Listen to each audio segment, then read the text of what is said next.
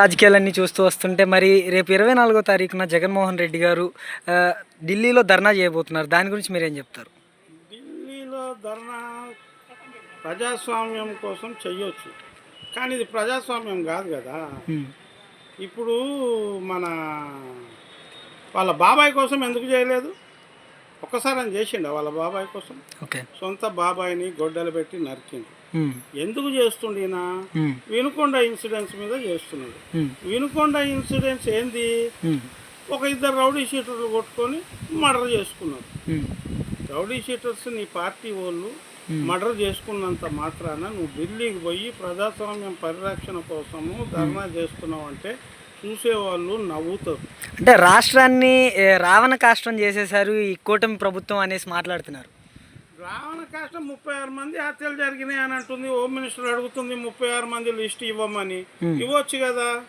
ఇవన్నీ అభూత కల్పనలు చేసి జనాన్ని పిచ్చోళ్ళని చేస్తే నీకంటే అందరు తెలియగలే. ఢిల్లీలో పోయి నువ్వు ధర్నా చేస్తే ఊస్తారు. ఎందుకంటే అక్కడ ఒక ఈ మాచర్ నియోజకవర్గంలో ఒక చంద్రయ్య అని ఒక అతన్ని చంపారు. వాళ్ళ ఎంపీపీ నీ పార్టీ ఎంపీపీ గొంతు కోసుకుంటా జై జగన్ అని అంటే నేను జై జగన్ అనను, జై చంద్రబాబు అంటా నేను అంటే గొంతు కోసిండ్రు. అయినా కానీ వాడు చచ్చిపోయింది అంతే ఆ నాయకుడు. అంటే రాష్ట్రపతి పాలన రావాలి ఆంధ్ర రాష్ట్రానికి అనేసి వీళ్ళు ధర్నాకు దిగారు. మరి ఎలా జరగబోతుంది అంటారు? రాష్ట్రపతి పాలన అంటే ఆయనకి తెలియదు, ప్రజాస్వామ్యం అంటే తెలియదు. ఆయన కేవలం రౌడీయిజము, గూండాయిజము, ఫ్యాక్షనిజానికి పెట్టింది పేరు. అతని పేరే ఫ్యాక్షనిజం అంటే ఏంది, రౌడీయిజం అంటే ఏంది, గూండాయిజం అంటే ఏంది అని అంటే వైసీపీ పార్టీ. టీడీపీ ప్రజాస్వామ్యబద్ధంగా అన్నీ చేసుకుంటూ పోతున్నది. ఎక్కడెక్కడన్నా ఏమన్నా జరిగితే వాళ్ళ మీద కేసులు పెడుతున్నారు, అరెస్టులు చేస్తున్నారు.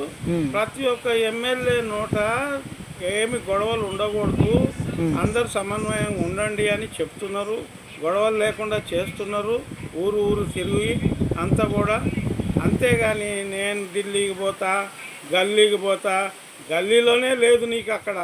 ఇంకా ఢిల్లీకి పోయి ఏం చేస్తావయ్యా నువ్వు? నీ గురించి అందరికీ తెలిసిపోయింది. రాష్ట్రం ఇంకా దేశవ్యాప్తంగా తెలియపరచుకో నువ్వే. ఓకే, ఎలాంటి ఇబ్బంది అయితే రాదంటారు ఈ ధర్నా వల్ల? అసలు ధర్నా వల్ల ఇసుక రేణు అంత ఇబ్బంది కూడా రాదండి. ఓకే, అతన్ని చూసి అందరు మేధావు సెక్షను, మేధావులు, పొలిటీషియన్స్, సామాన్య జనము అందరు కూడా నవ్వుతున్నారు. ఇతను ఏం రాజకీయం చేస్తున్నాడు? అసలు ఇతను రాజకీయం అంటే తెలియదు. ఫ్యాక్షనిజం అనుకుంటుండేమో రాజకీయం అంటే. రాజకీయం అంటే ఏందో తెలియకుండా ఫ్యాక్షనిజం ద్వారా వచ్చి రాజకీయాల్లో ఫ్యాక్షన్ చేయాలనంటే ఎవడు వినేవాడు ఇక్కడ లేడు. అంతా చేస్తారు. అందరూ అన్ని రంగాలలో ఉన్నారు. కాబట్టి ఒక్కసారి అని బతిలాడితే రాష్ట్ర ప్రజానికం వాళ్ళ అమ్మ బైబుల్ పట్టుకొని తిరిగితే ఏదో మా క్రైస్తవులు అనేసి ఎస్సీస్ మొత్తం 29 సీట్ల లోపల 27 సీట్లు వాళ్ళకే ఇచ్చారు. ఏమి ఇప్పుడు ఎన్ని వచ్చినాయి నీకు? ఇప్పుడు నీకు వచ్చింది 27 కాదు కదా, 2 వచ్చింది. 2 కూడా రాలా నీకు. అంటే ఎస్సీస్ నా ఎస్సీస్ అన్న వాళ్ళందరూ తిరిగిందంటే బైబిల్ పట్టుకున్నందువల్ల నీకు పడ్డాయి ఓట్లు. కానీ నీ చరిత్ర తెలిసి నీ గురించి తెలిసిన తర్వాత మొత్తం రివర్స్ అయిపోయింది. 27 ఎస్సీ రిజర్వేషన్ సీట్స్ లోపల 29 లోపల 27 టీడీపీ గెలిచింది. ఇప్పుడైనా కొద్దిగా బుద్ధి తెచ్చుకొని ప్రజలకు మంచి చేయటం నేర్చుకో.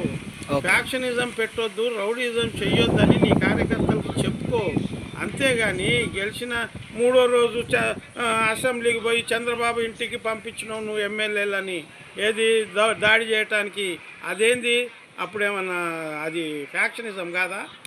ఏమనుకుంటారండి? కొద్దిగా మంచి నలుగురితో మంచి అనిపించుకోండి. ఈసారి నీ ప్రభుత్వం వచ్చేటట్టు అందరి నోళ్ళలో మంచి పనులు చెయ్యి. ఇటువంటి తిక్కలే మాటలు మాట్లాడి తిక్కల వ్యవహారం చేస్తే అందరు నిన్ను మళ్ళీ ఒకసారి చీగొట్టించుకోవాలనుకుంటే చెయ్యి. Okay, thank you sir. Okay.